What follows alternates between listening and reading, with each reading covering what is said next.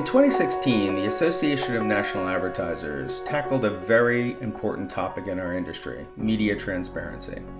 And they released a landmark study in the summer of 2016 that really became a wake-up call for our industry. It forced all participants to step back and look at the ecosystem through a new lens. Over the past 5 years, the Association of National Advertisers has done a tremendous amount of work keeping the important issues of media transparency front and center. And they continue to tackle those vexing issues head on. To mark the 5-year anniversary of the ANA Media Transparency Report, we spoke with a number of industry leaders to hear more about how they adapted to changes that were initiated by the report, how they took steps to actually follow through on the protocols and recommendations that were part of that report, and to hear a little bit about their ambitions as we look ahead. In this video, I speak with Keri Bruce, partner at Reed Smith, trusted advisor to the Association of National Advertisers and many of its member companies. Keri gives a really unique perspective on the ANA media transparency and the importance of the subsequent contract terms that came with the report.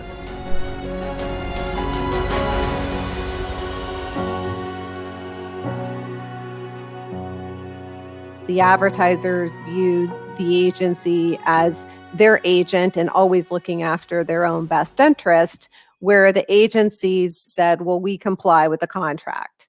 And I think a lot of advertisers didn't realize at the time that maybe they had unknowingly agreed to allow the agency to act in non-transparent ways.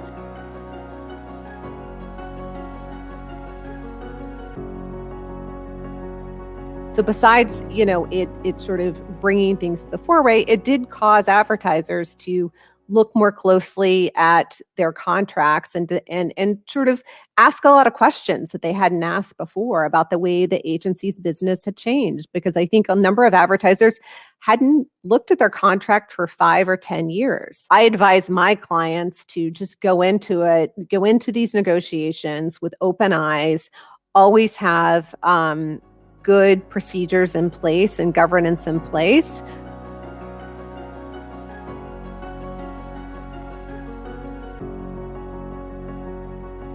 And one other thing I would add, that I think I've seen over time, right? The K2 Intelligence study talked about non-transparent practices in general. There was a big focus on rebates, but there were other non-transparent practices in there, disclosures about whether there was a conflict of interest between the agency and the affiliate.